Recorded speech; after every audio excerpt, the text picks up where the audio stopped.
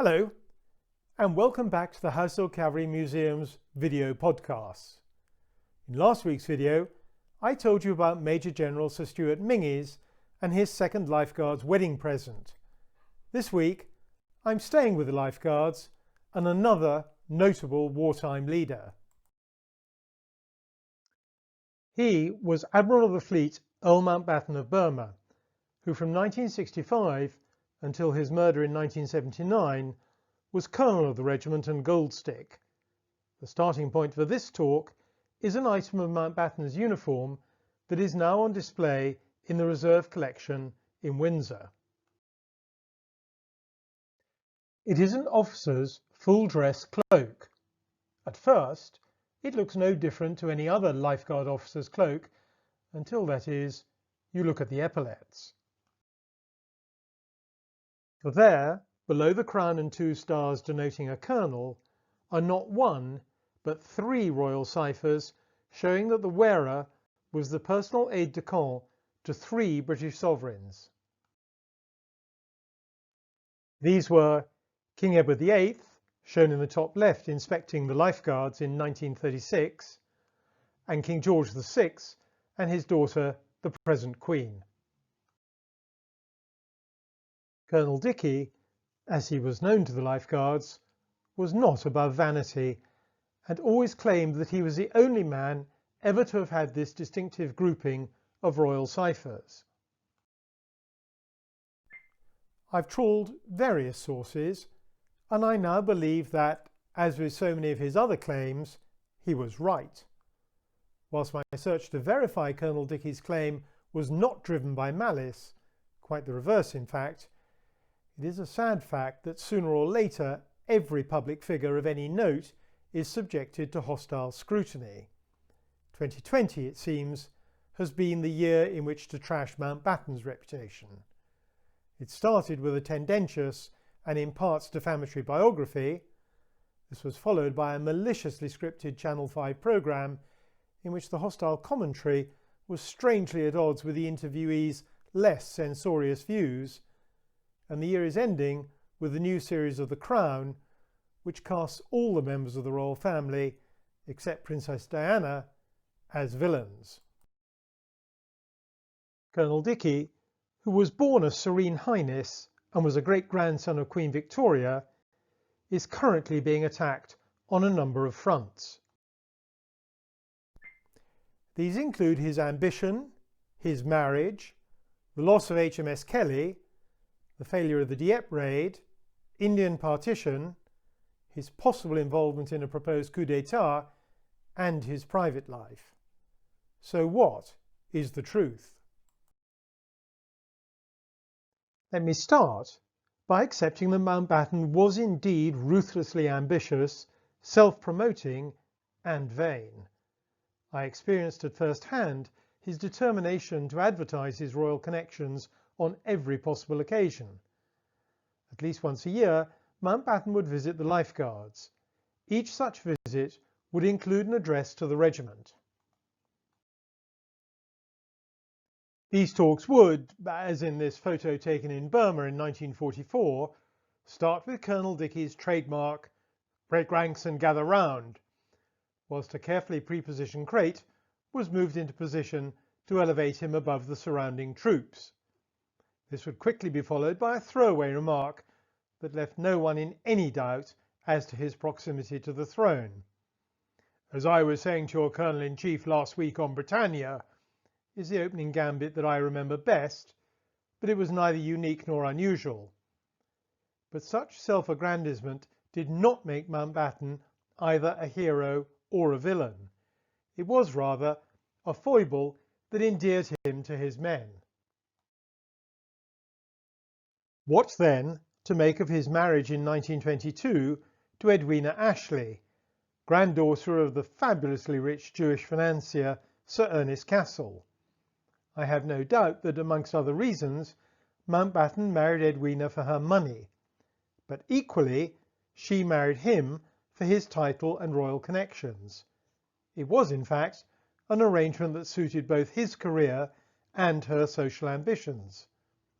That their marriage quickly became an open one attest to Mountbatten's honesty, not to a mendacious nature, and the fact that Edwina Mountbatten was half Jewish and her fortune completely so, shows that Mountbatten was no anti-Semite at a time when anti-Semitism in London society was rife. I'm going to turn now to the loss of HMS Kelly in 1941, which was a misfortune and probably due to Mountbatten's impetuosity, but was not deliberate. Had it been so, or if there had been any suspicions of that nature, there is no way that he would have been awarded a DSO. Nor, perhaps more tellingly, would either Winston Churchill or the Admiralty have sanctioned the making of Noel Coward's 1942 morale-boosting propaganda film In Which We Serve, which was based on the story of HMS Kelly and whose captain was modelled on Mountbatten. It is now fashionable to blame Mountbatten, as Chief of Combined Operations, for the failure of Operation Jubilee, otherwise known as the 1942 Dieppe raid, whilst conveniently overlooking the successes of the Bruneval and Saint-Nazaire raids which preceded it. Whilst it is true that Dieppe was close to being a fiasco and the casualties were high, as Second World War cock-ups go, it pales into insignificance when compared to Montgomery's Operation Market Garden in 1944. Today, Monty largely escapes blame for the loss of 13,000 men killed, wounded or captured in the fight for the bridges over the Rhine and the failure to hold Arnhem. Mountbatten's critics then turn their fire on his role in Indian independence, but that surely is a matter of perspective.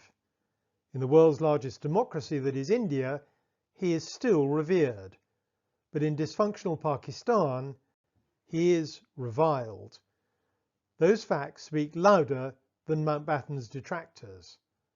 And where partition is concerned, Mountbatten, who in any event was acting upon the orders of Attlee's Labour government, would have been damned whatever he did.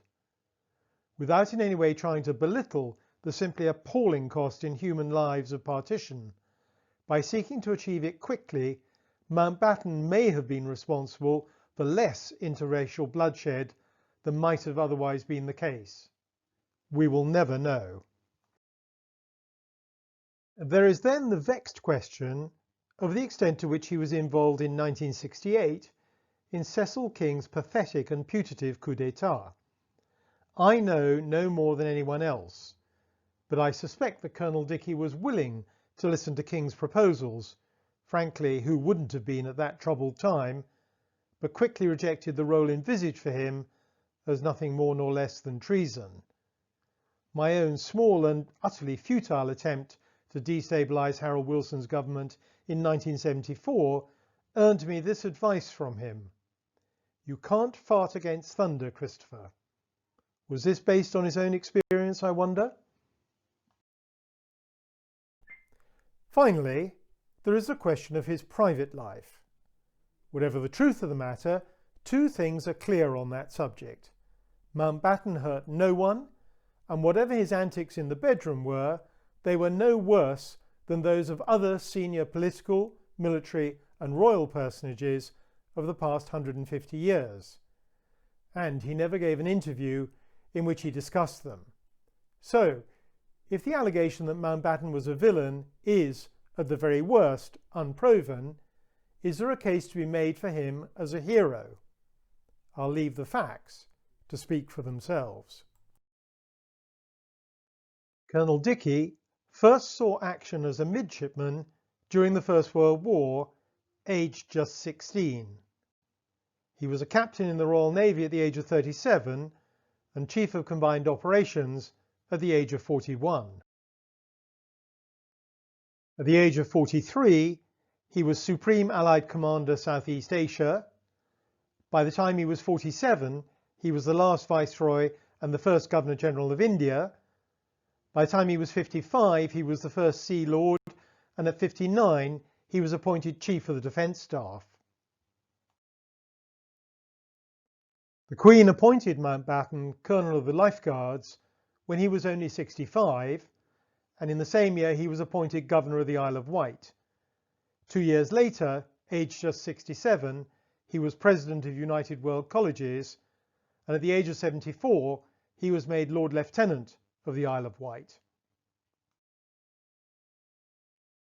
Colonel Dickey was assassinated by the Provisional IRA in 1979 and given a full military funeral. In addition to the appointments he held, Colonel Dickey was also a Knight of the Order of the Garter, a Knight Grand Cross of the Order of the Bath, a member of the Order of Merit, a Knight Grand Commander of the Order of the Star of India and the Order of the Indian Empire, a Knight Grand Cross of the Royal Victorian Order. He was awarded the Distinguished Service Order for Gallantry. He was a Privy Councillor, a Fellow of the Royal Society, and, as his cloak in the museum attests, personal ADC to 3 British sovereigns. Not a bad record of achievement for any man. I hope that in the last few minutes I've been able to undo just some of the damage that's been done to Colonel Dickey's reputation this year. Next week I'm going to be looking at an object given to the Royals by one of their colonels, and he's deserved a great deal more of the mud that's been slung at him than ever was deserved by Colonel Dickey. In the meantime, stay well and stay safe.